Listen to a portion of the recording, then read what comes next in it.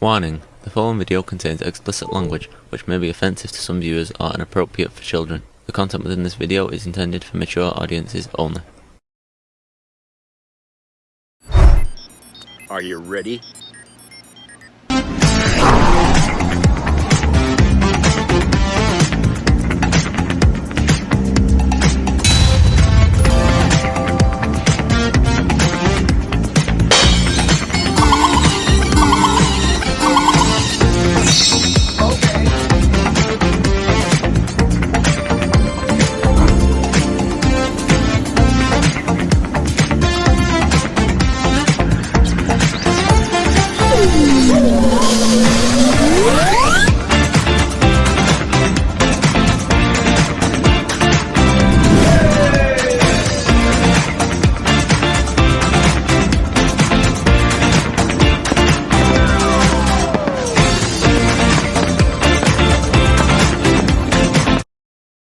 Hey everybody, it's Jeff.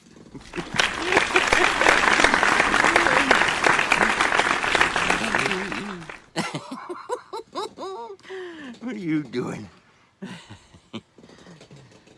Oh boy, what a day. Cold, but sunny.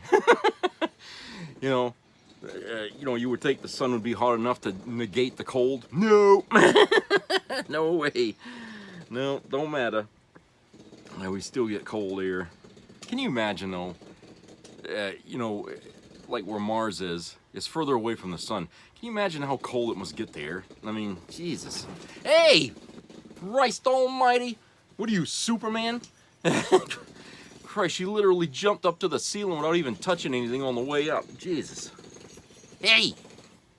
God, what a cat. Alright. So, hope everybody's doing okay out there. You know something? There was this thing that came out here about, remember that Tesla truck there that exploded out in front of the Trump Hotel? Well, I guess they've learned that Matthew Livelsberger, I don't even know if I'm saying that guy's name right, Livelsberger, the driver of that Tesla that blew up, was an American citizen and highly decorated Army veteran who was a big supporter of, guess who? Trump and Musk. Oh, God. He believed Democrats should be, quote-unquote, culled, C-U-L-L-E-D, if I'm not saying it right, from Washington by violence if necessary, and hoped his own death would mark the start of a national rebirth of masculinity led by Trump, Musk, and RFK Jr. Are you crazy? Oh, I can't wait to hear what MAGA's going to say about that. Oh, I don't know. You know, it's again, yet another member of MAGA who was unhappy doing something violent. I'm telling you, these people are a cult. You know, and since the details of this came out, you know, these things, Fox News is like really not talking about it no more, because there's no angle there to try to pin this somehow on Democrats. You know, but you know, there's no such thing as an intelligent MAGA supporter. You know, there isn't. I mean, these people are out of their fucking minds. And why is it always seem to be veterans? You know, I mean, wasn't the guy, the guy who first shot at Trump and hit him in the ear, wasn't he supposed to be a veteran too? I can't remember. It was either him or it was one of the other two attempts there at his life that I can't remember now. You know, Christ, you know what I'm saying about drama? Drama. That's all this guy creates. And, you know, they were trying to tie this guy to illegal immigration, like they are with that fellow there in New Orleans there that who was also a veteran, who was, remember that white truck there?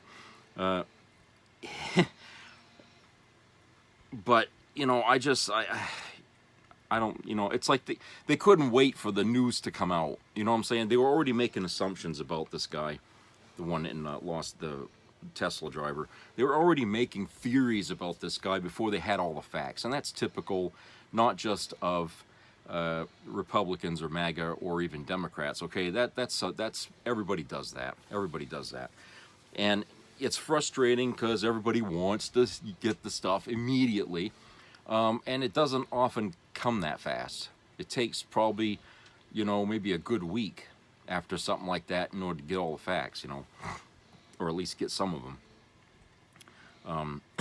Now imagine if we didn't have computers and stuff like that, where, because apparently this guy, the Tesla driver, had online presence, okay, whatever that means. It probably means he had an account with TikTok or Facebook or whatever, okay, and he probably wrote some things. But like I said, you know, it takes time, you know, and it just seems like Trump brings out the worst in everybody.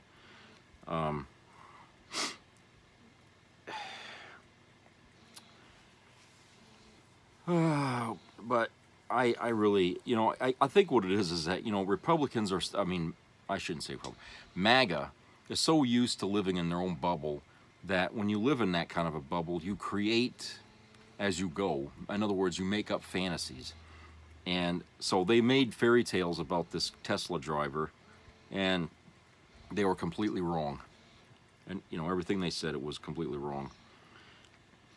And as far as his idea about masculinity, so MAGA and masculinity, are you kidding me? You know, if you watch some of the TV shows from the sitcoms from like the 50s, Leave It to Beaver, stuff like that, and you have, it's like a family that's got kids and stuff, and you listen to the, you know, at the end of the show, the moral of the story or something like that. This is a father trying to raise his son in a masculine way, but you won't see that him, you know, talking about you need to go buy a car and blow up something, you know, or you need to treat women like shit to be a man. No, you hear about, you know, integrity, honesty, you know, treating women respectfully, okay, and learning how to reason with things, you know, without getting all emotional.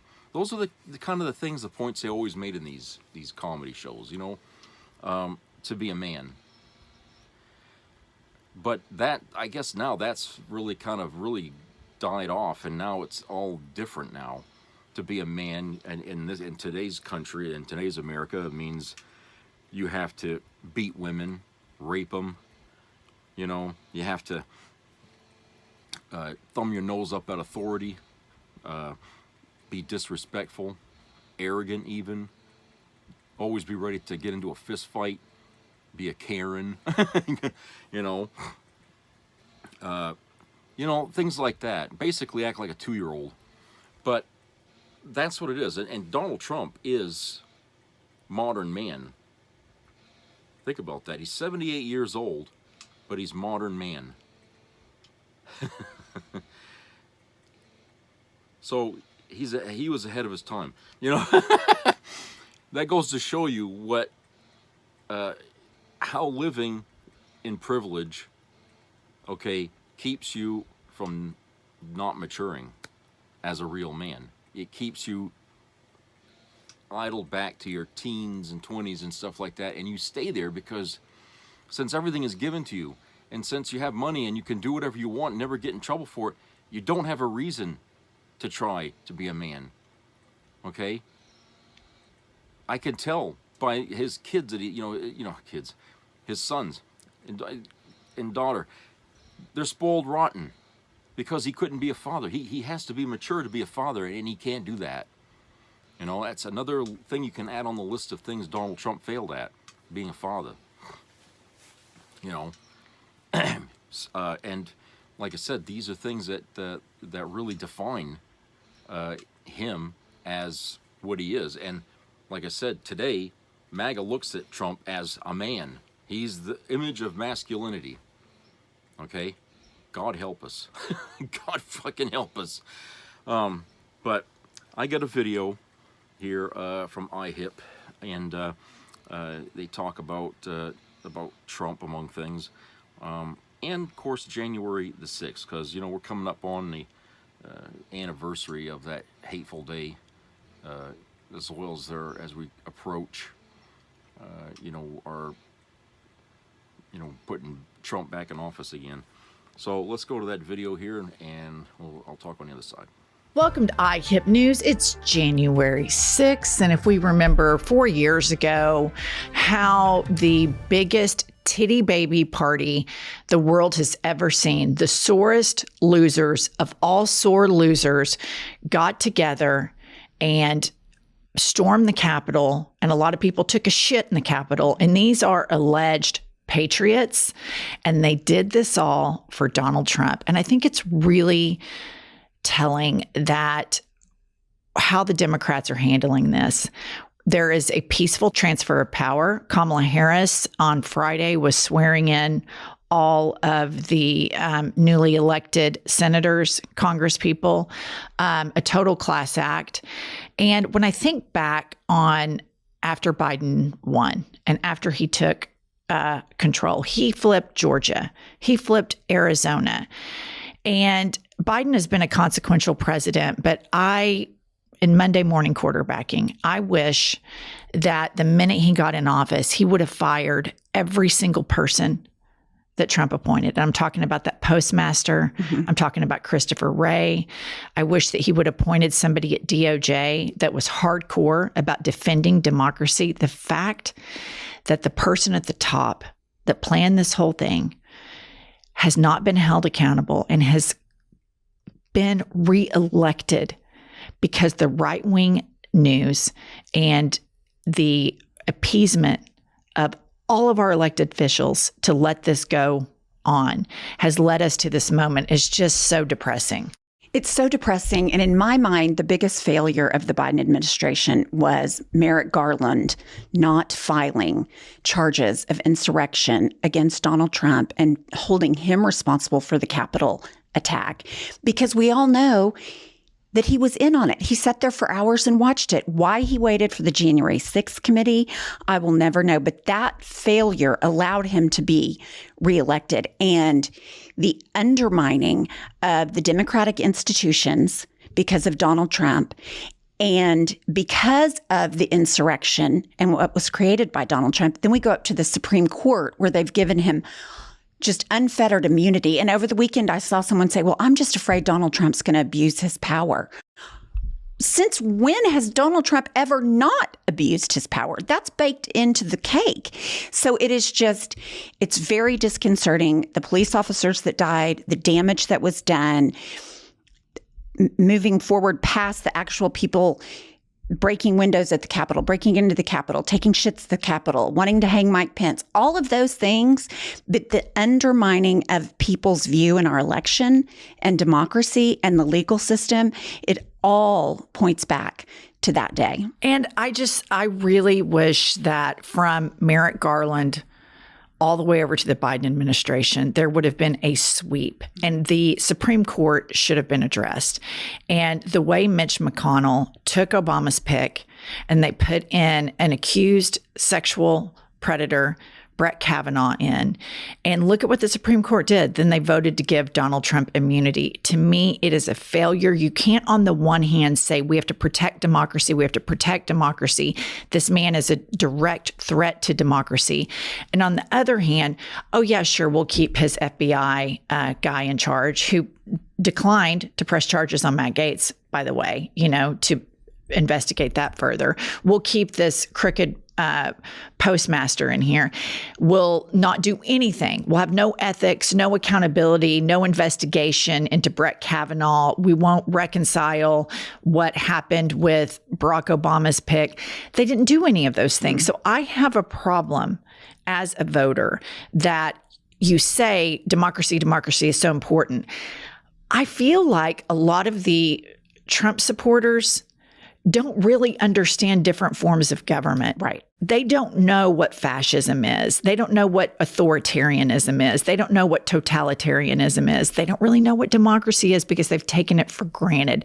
They just want to win, and they want some guy out there that seems like he's some badass. And all he does is he just feigns being a badass. I mean, he's such an incredible sore loser. But speaking of gracious losers, here is Hakeem Jeffries last Friday. 2 months ago, the American people elected Donald Trump as the 47th President of the United States of America.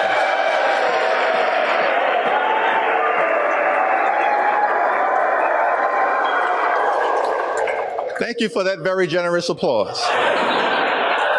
It's okay. There are no election deniers on our side of the aisle. You see,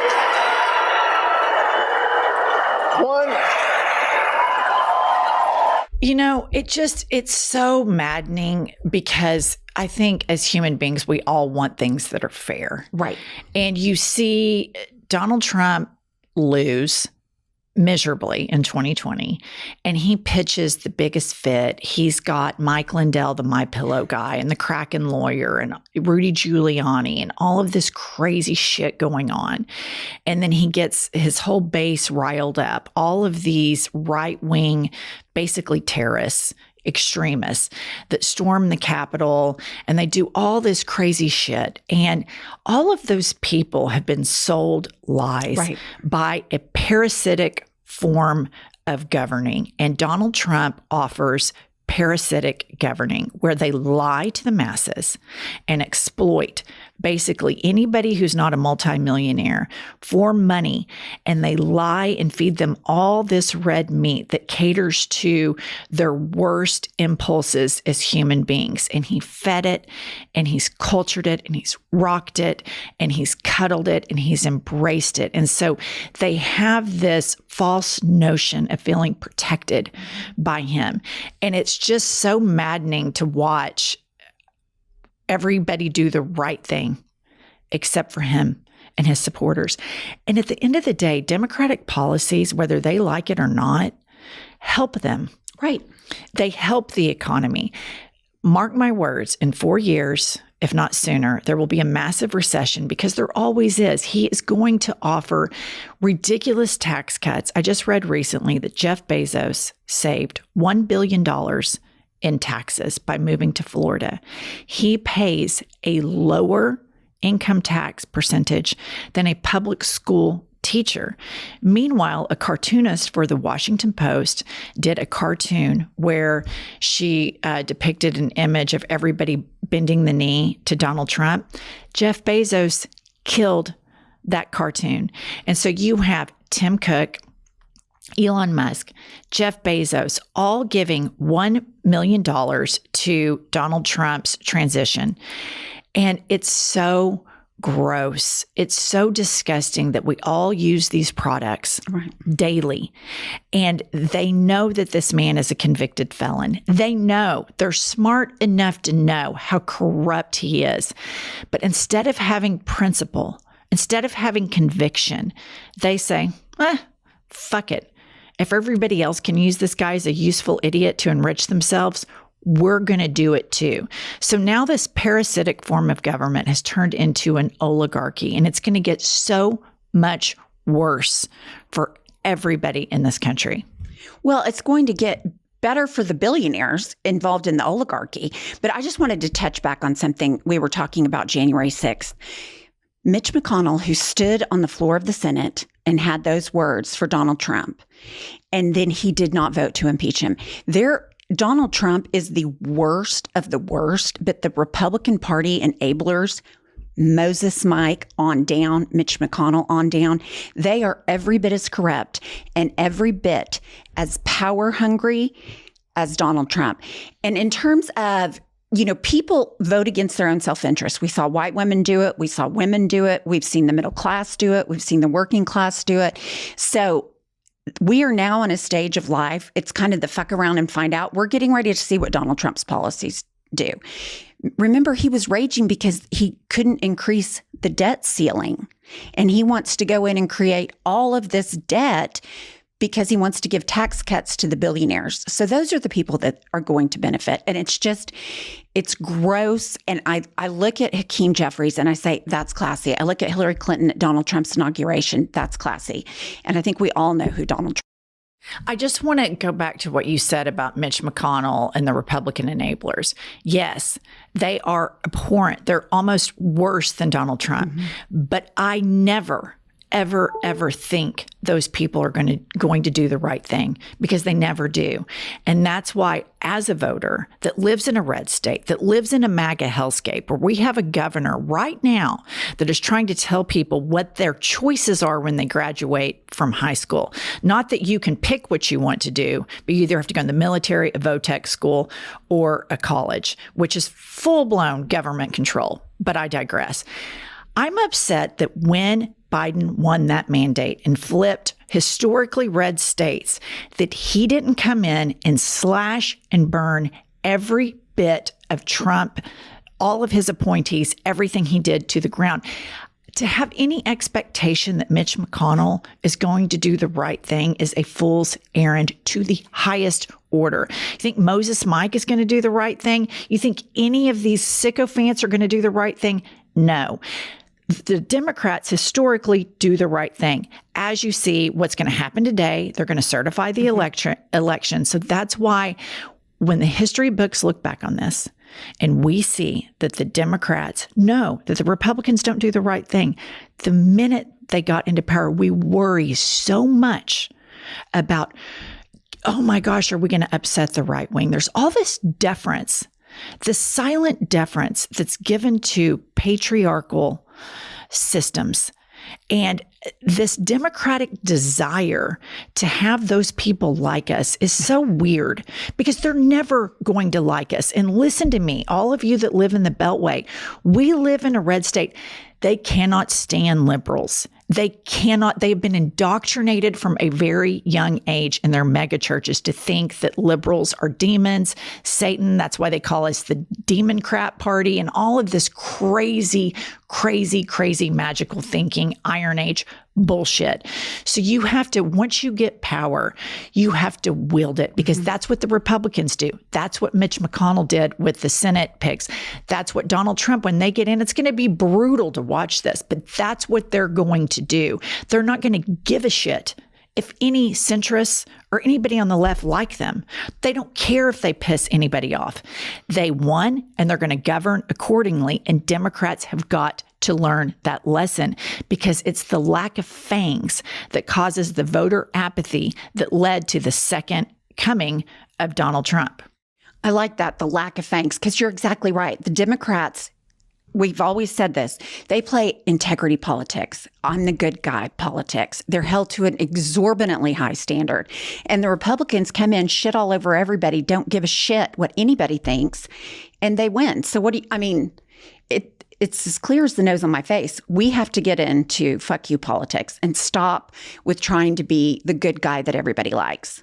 Yes, and I think that if the Democrats win in the midterms, it has got to be a full-on assault. I mean, one thing Mitch McConnell said when Barack Obama won is it will be our job to make sure he doesn't get a second term. And that's the way they governed. And so any expectation that any of these crusty old white fuckers are ever going to do the right thing, it will never, ever happen. So the Democrats have got to go all chips in on the midterm elections, and whether it's Gavin Newsom or Gretchen Whitmer or whomever, it needs to be a year-round campaign with rallies in red states. Take a populist economic message to the people that are going to get sucked on, the people that the Republicans are going to suck on. Jeff Bezos killing that cartoon, getting $1 billion tax reprieve by moving to Kitten Hills State, Florida. And it's just, and then his workers have to fight to unionize for wages. This is a parasitic Party. Donald Trump is a parasite. Look at all the riffraffs and the knickknacks at the Roach Motel, Mar-a-Lago. And now the Roach Motel is going to be the White House. And the majority of you people that voted for him, you're going to get sucked on the most. You're going to pay more taxes. The Jeff Bezos and the weird Elon Musk of the world are going to get more and more and more enriched. And it's really terrifying. It's terrifying, and it's heartbreaking to look at it and watch it. Okay, guys, we'll see you later. Okay. Here's an article here from Yahoo Tech PC Gamer, written by Ted Litchfield. This is kind of funny. Floridians appear to be frantically Google searching for VPNs in the wake of the state's invasive porn ban.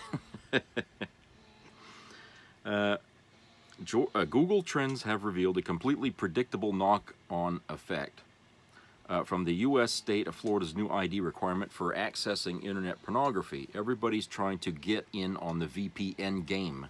Newsweek specifically homed in on the search metrics for free VPN, in quotes, via Google Trends, which has spiked over each of the last 3 days after the law went into effect.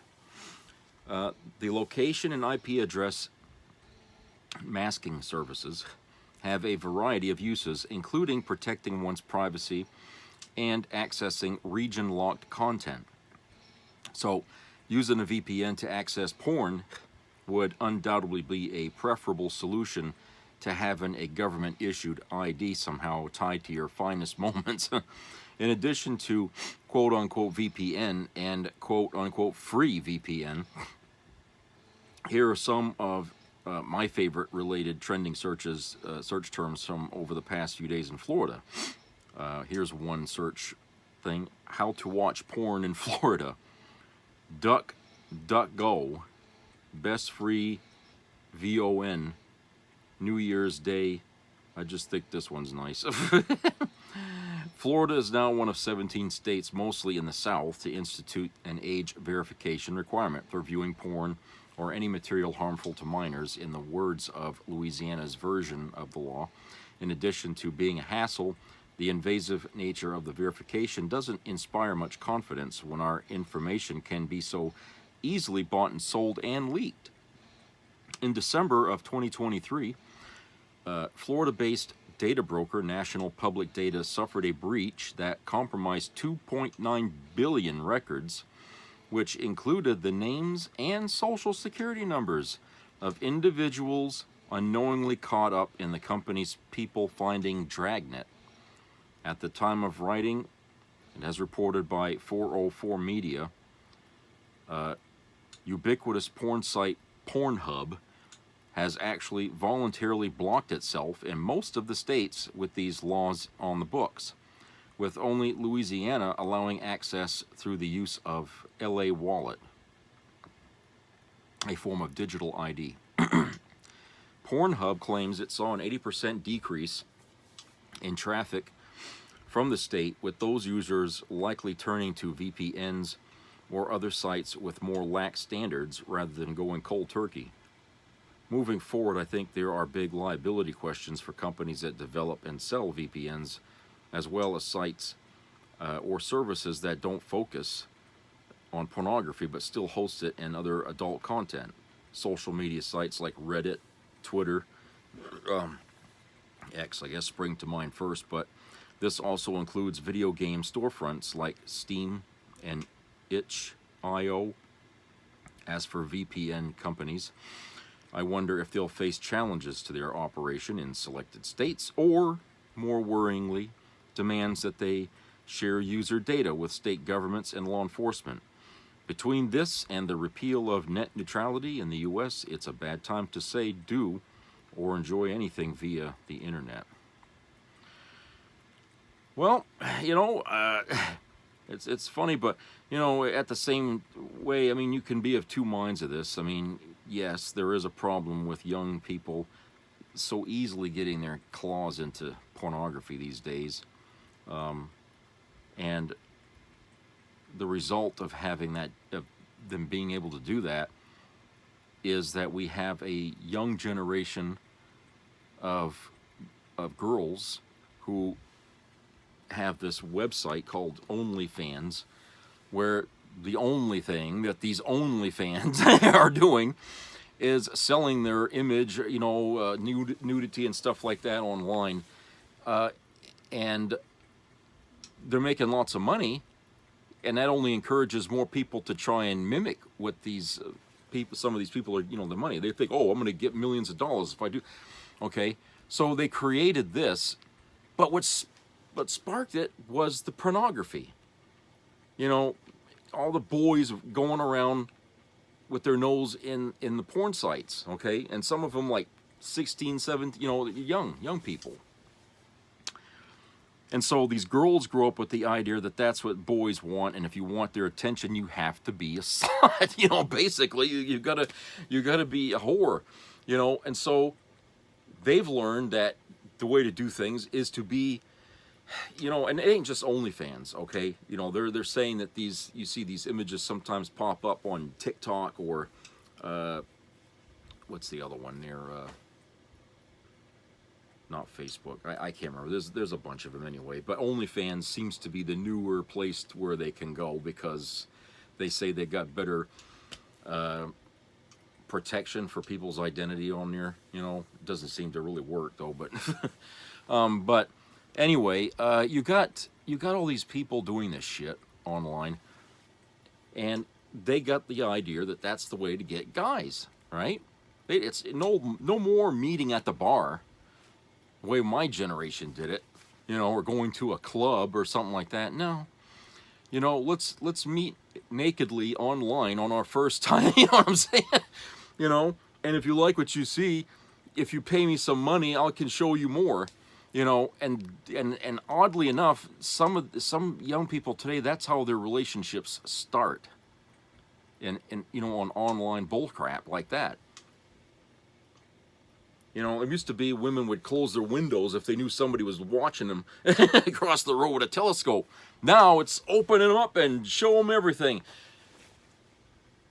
You know, that's what we got today. And that internet made that possible.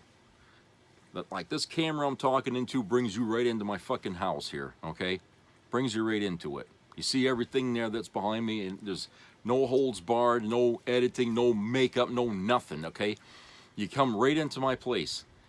Well, that's what internet does. It brings people into your home. Okay?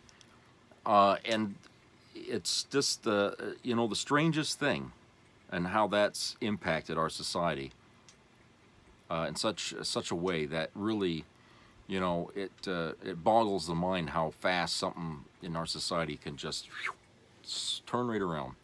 And that's what it did. It turned our whole morality scale upside down. You know, and God help you if you try to stop any of these kids from doing what they're doing, you know, on this OnlyFans crap. They would come after you. How dare you invade my privacy? And, you know, and they start bitching at the parents, and I'm running away from home. You know, they don't understand. They just don't understand, you know. And, you know, we had problems like that in my younger days too, but it was played out differently because there was no internet. But girls would do whatever the hell they wanted, you know, at a certain age, and, you know, a lot of times it involved running away from home, and all of a sudden they come back married or something. You know, they were careless in that way. Now, it's got, the carelessness has escalated. And you know, and it's sad because, you know, I was today, while I was having lunch, okay, I was watching a YouTube video while I was eating, and this video was about, it was like not an episode of Cops, but it was like one of them cop kind of shows, okay, and it was on YouTube. This girl was drunk driving, okay, and the title of the thing was Adult star tries to flirt her way out of a ticket or something to that. I can't remember now. But it was just this girl, 20 years old,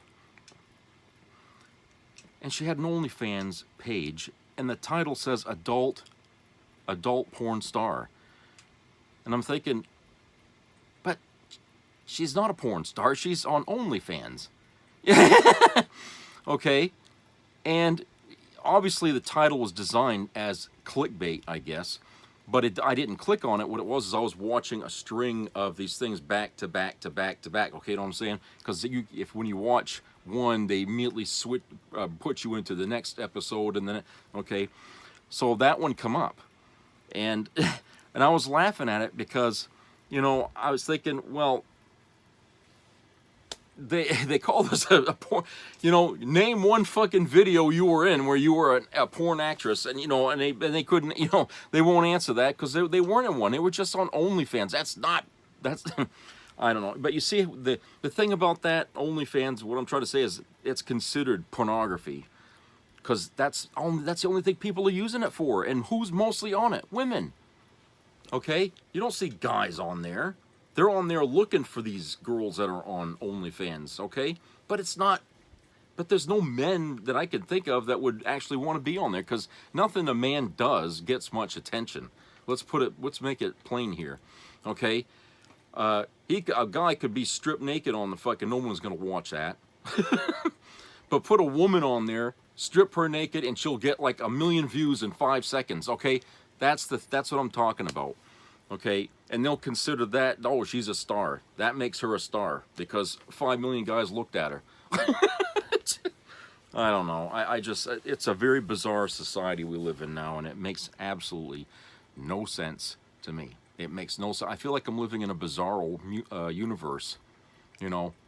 I really do. I mean, it just, I feel like, you know, wake me up, Christ. This nightmare is getting old. All right, let's go to a commercial break. We'll be right back.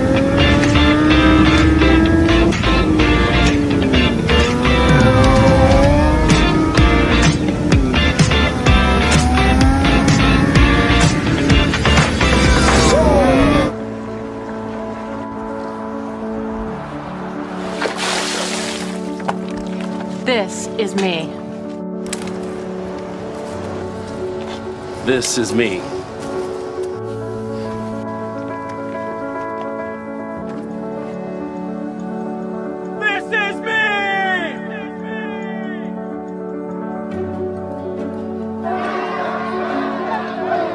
This is me. I'm Alex Curtis. I'm a lobsterman in Maine, and this is me. I'm Ruth McLaughlin, and this is me. I'm Eric Hopkins. I'm an artist, and this is me. This is me. Me. This is me. This is me. This is me. At the end of the journey, the main thing is you, original.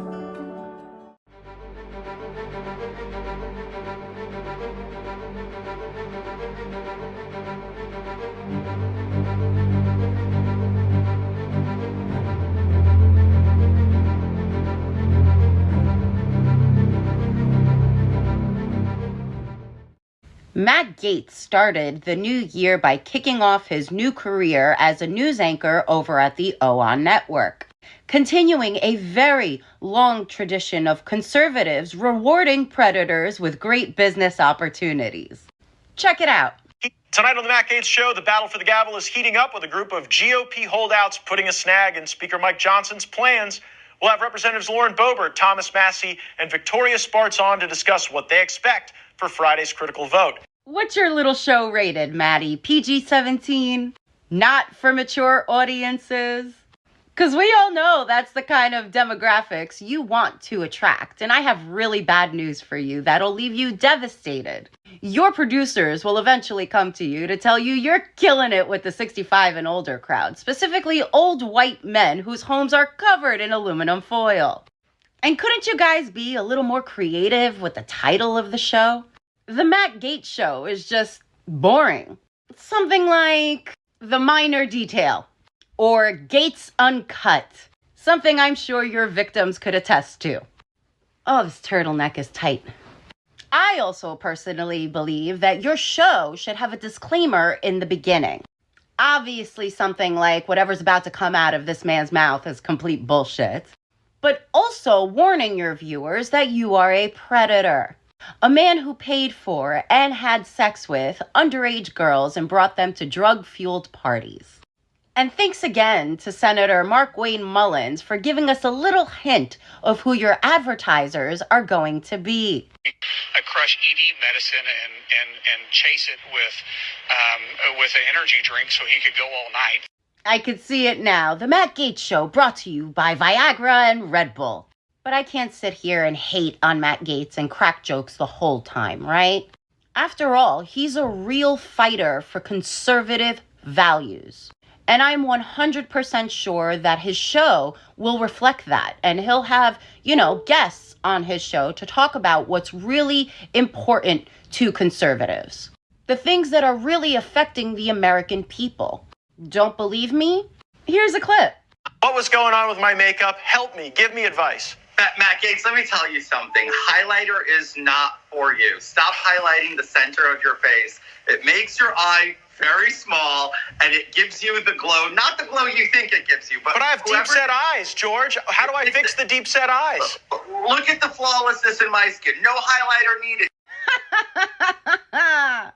Going back to what the perfect name for your show would have been is Drag Story Time with Matt Gaetz.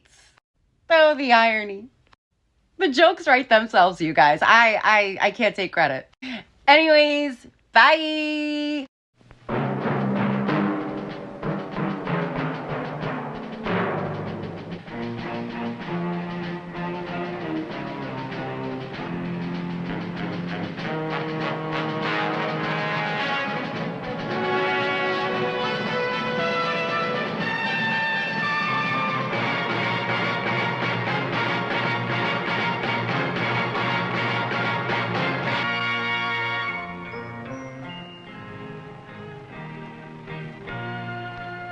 Some people have a deep, abiding respect for the natural beauty that was once this country. And some people don't. People start pollution. People can stop it. Write for Pollution Booklet, Box 1771, Radio City Station, New York. Be a part of the entertainment value of a lifetime.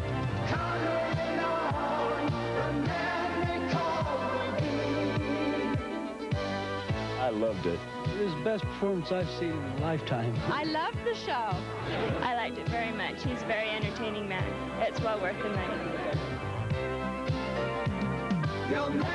Now appearing in Charlottetown, coming to Halifax November 6th to the 18th, and St. John November 20th through the 26th.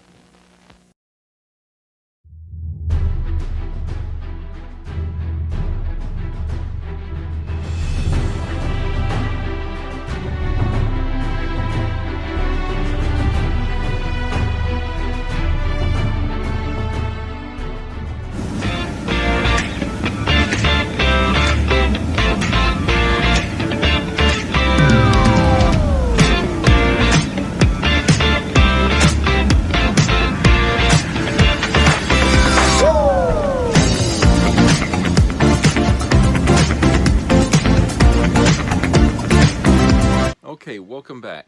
Smokey, just stop tearing that up. Okay, here's a story probably people wouldn't think I would read, but here it is. From the Boston Herald, written by Flint McCoglin, entitled Sickening Outrageous. State Senator Demands Reforms After Illegal Immigrant Arrested at Migrant Motel with an AR-15 and fentanyl.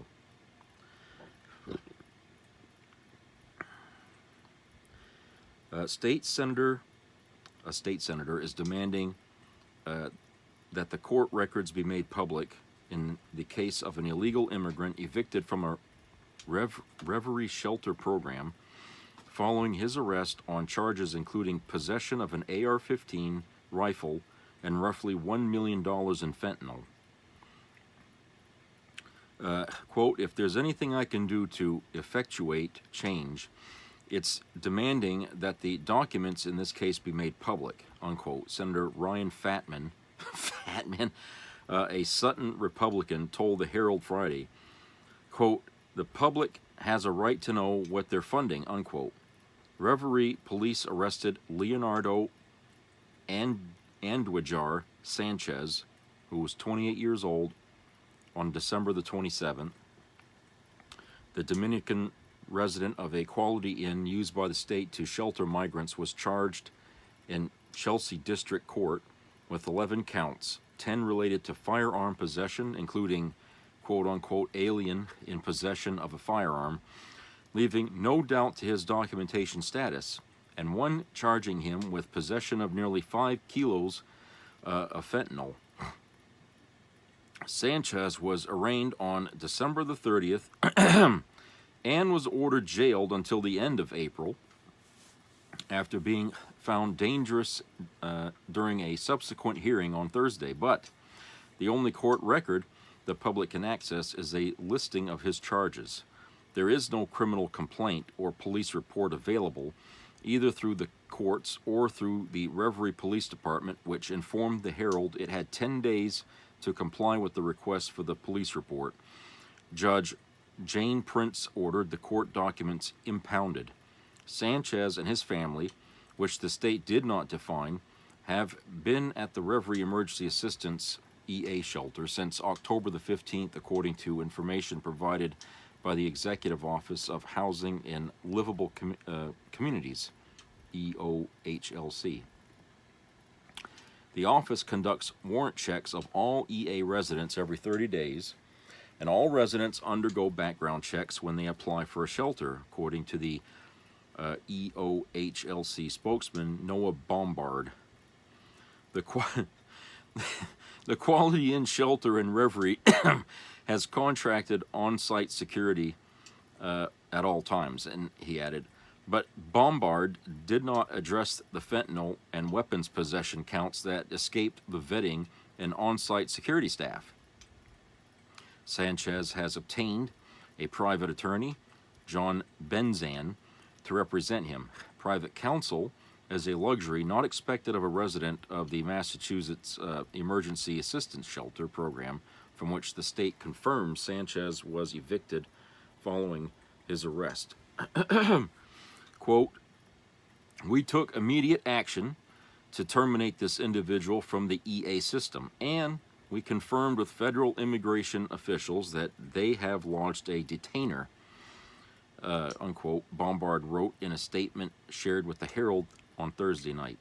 The EA Family Shelter Program requires that the applicant be within 115% of the federal poverty guidelines.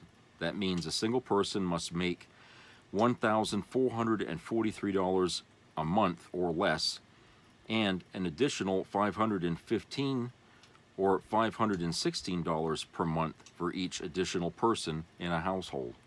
Attorneys in Massachusetts averaged an hourly rate of $285 in 2023, according to an analysis by LawPay, a provider of legal payment management software. The charges against Sanchez allege he was caught with just less than 5 kilograms of fentanyl in his possession at a going street rate of 150 to 200 a gram, according to the Drug Rehabilitation Center Network Avenues. Sanchez allegedly had some $750,000 to $1 million worth of the stuff. The state has spent roughly $2.5 billion on the emergency shelter program since the program itself became an emergency, Fatman said. The Herald has reported that the state spends about $75 million each month, or about $10,000 per family, on the program. Quote, and that's what we know about. That's the money that is purported to be spent, unquote, Fatman added. He recalled that when legislators were sworn in on Wednesday, no major legislative leader spoke about this issue. Quote, to me, this calls for the voters to change this by way of ballot petition, unquote, Fatman said. Quote, to say enough is enough, that Massachusetts residents must come first, unquote. Leadership should be thinking about major issues and such expensive or public safety related problems, especially now that the voters in November expressed skepticism about how public money is being handled. More than 70% voted in favor of ballot question number 1, according to state records, which specifies, quote, that the state auditor has the authority to audit the legislator, unquote. It means people are seeking transparency and accountability on Beacon Hill, Fatman said. And that could very well start with this emergency assistance shelter program that has time and again been the setting for all kinds of headline crime. That includes a kitchen fire at a shelter in Fatman's own district and child rape cases in multiple other jurisdictions, a situation that the senator said, quote, gets me really fired up, unquote. Quote, the free-for-all that is right to shelter has to be reformed, unquote, Fatman said, who described charges as sickening and outrageous. U.S. Immigration and Custom Enforcements and Removal Operations, Boston said they, quote, help Revere police identify, unquote, Sanchez as he faces deportation. Quote, Mr. Andujar has been accused of serious crimes, and ERO Boston takes its public safety mission very seriously, which is why we've lodged an immigration detainer against him with Reverie Police, unquote, said ERO Boston Acting Field Office Director Patricia Hyde. Quote, the Commonwealth of Massachusetts has charged him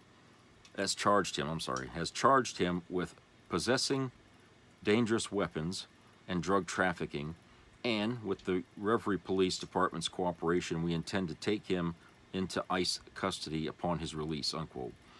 Hyde added that 28-year-old, quote, unlawfully entered the U.S. on an unknown date at an unknown location sometime within the past year, unquote.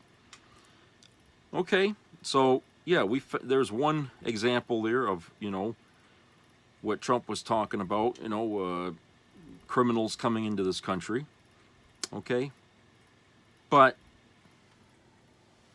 you don't solve the problem by casting out a big giant net and raking up everybody and throwing them all out there, whether they're criminals or not. Okay, you take it one case at a time, like what they did here. Yeah, they caught this one dude with fentanyl and guns, okay, obviously selling that shit out on the street, and he's been here for a year, okay. He'd been here for a year and he was doing that shit. And so, yeah, deport his ass. Okay, I mean, he got here illegally, so, you know. But still, I'm going to say that the majority of the people that try to get here illegally, okay, is because they can't afford to go through the system in the honest way. It costs a lot of money and it takes up a lot of time to try to become an American citizen. These people don't have that money or the time in most cases, okay? And it's not, and it's being unfair because the cost is is really high, okay? And it's gotten higher over time, and the waiting list, it's years for a lot of people. You know, some of these people need to leave wherever they're at and get here quickly. They can't camp out in hell waiting for for their turn to get up there.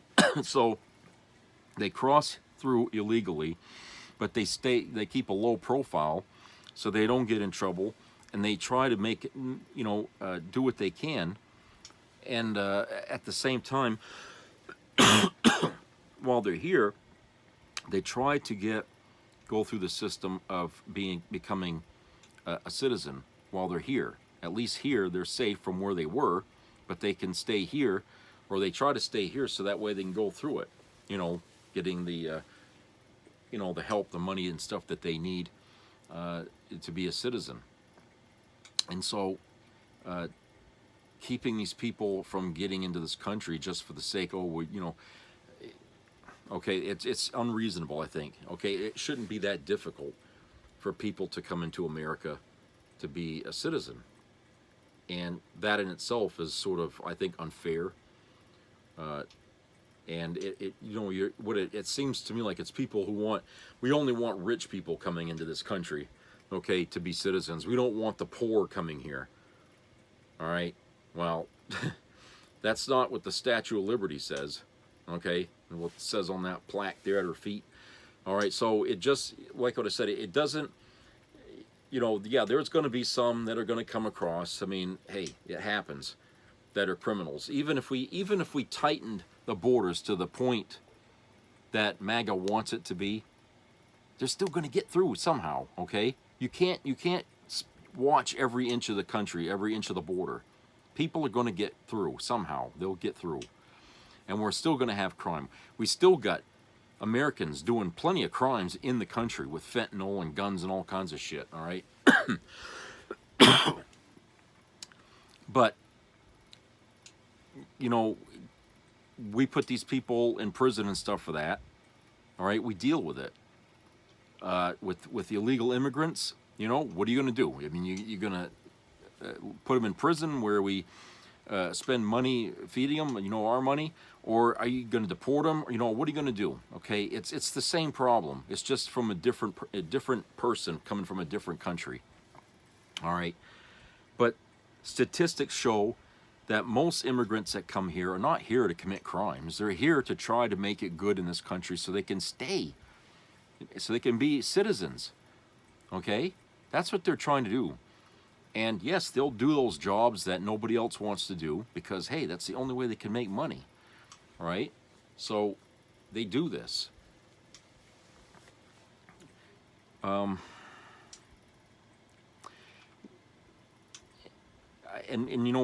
what I'm getting at here is that, we can't just take a few of the bad apples that get picked up here, like this guy here, and say they're all that way. Because that's what MAGA's doing. They're out there telling, because they found 2 or 3 people who are illegal immigrants here committing crimes. The whole bunch of them, they're all criminals. Every damn one of them. Okay, that's what they're doing. They're conflating this to mean everybody, and they got no proof that it's everybody. But we do have proof that most of these people that have gotten here, they've been here, living amongst us, being good people, and they haven't done anything wrong. And it's not fair to treat them like fucking savages, or like goddamn criminals, because they haven't done anything wrong. Okay, but they're coming at this with the belief that all Americans should be white. So you see, these people that like I'm saying, MAGA here, they look at this problem all ass backwards. Okay, they come at this from a point of view of prejudice, bigotry. They don't like brown people. They don't like black people. They don't like yellow people, orange people, purple people. They don't like anybody that isn't fucking white, okay? And let me tell you something. I ain't white. Do I look white to you? I mean, my eyeballs got whiter. My skin ain't white. I'm a shade of a tan, okay? I'm a shade of tan. French Canadian, okay? Some people think I look a little Italian, okay? Okay, whatever. But the thing is that you got to be, in their eyes, white. And yet, it's the white people that are doing all the fucking crimes in this country, for the most part. All right? I mean, look at these MAGA people out there blowing up Teslas and shooting at Trump, and all of these people are white people. Okay, they're all white people, and it's laughable that they try to draw the attention away from that and shift it all on this group of minorities here in this country who are here, as guests here, or not even that, because they don't get, people don't know they're here, but they come here.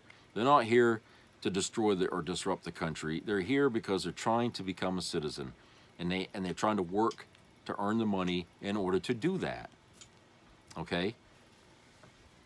And we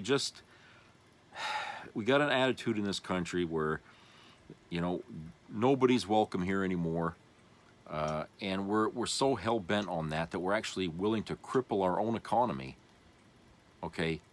to make that change, to get rid of all those people. You know, nobody cares what that's going to do to us, our economy. No, that issue is not even discussed on the right wing when you talk about deporting all these immigrants, okay? No, the only thing they can think of, the only angle that they're looking at is they're criminals, they're criminals, they're criminals. We got to get rid of criminals. We got to send them out of here. They're criminals, they're criminals. They don't take 5 seconds to even say that they do the jobs Americans don't want to do. They contribute to our economy by buying things here, okay? The tax dollars that they spend on every purchase they make fuels the economy.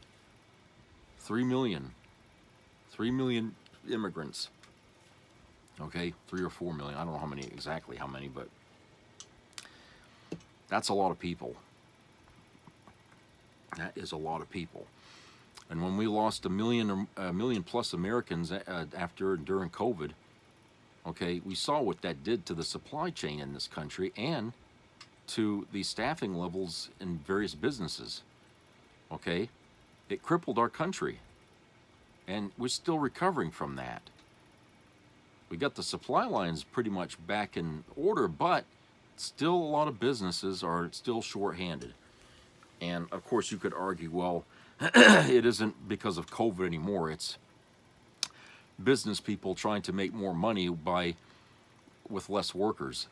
Okay, I'll give you that. It could be that too. Maybe multiple things as to why we're still having staffing shortages here. Because there's work everywhere, but nobody's taking the job. It could be people are not getting the pay they need or the benefits they need at these jobs that are seeking workers. I don't know, because I'm not out there looking for a job, but you know, that's a different topic of discussion. But that's, you know, they're here to work and to do jobs Americans don't want to do. All right. If they were criminals, would they bother? You know, bending over in half out in a crop, you know, picking potatoes or something like that. I mean, if these people were really criminally inclined, as Trump lays them out to be, then every one of them would come over here and sell fentanyl and buy guns and try to rob banks. But no, they're willing to bust their ass for peanuts. Does that sound like a criminal to you? I don't see that. Criminals don't work. Not like that. All right, they steal what they want. These people aren't stealing. They're working. They're busting their ass, you know, doing jobs. And like I said, they're contributing to the economy here. So yeah, like I said, there are some that are criminals. Okay, there always has been illegal immigrants that come here and they might do a crime or something like that. Okay, but the numbers are very low. You know, of the people that come across illegally. Okay, and at the end of the day, it's still American citizens that surpass the amount of crimes that illegal immigrants do in this country. It's still, the problem is still on us as citizens, why crime is where it is. All right, so anyway, that's it for today, and I hope everybody has a great rest of the week. So subscribe, comment, and share. Keep your ears open for any health-related issues. And I hope everybody will stay healthy and, you know, treat each other nice. Stay warm out there. I'll talk to you guys later.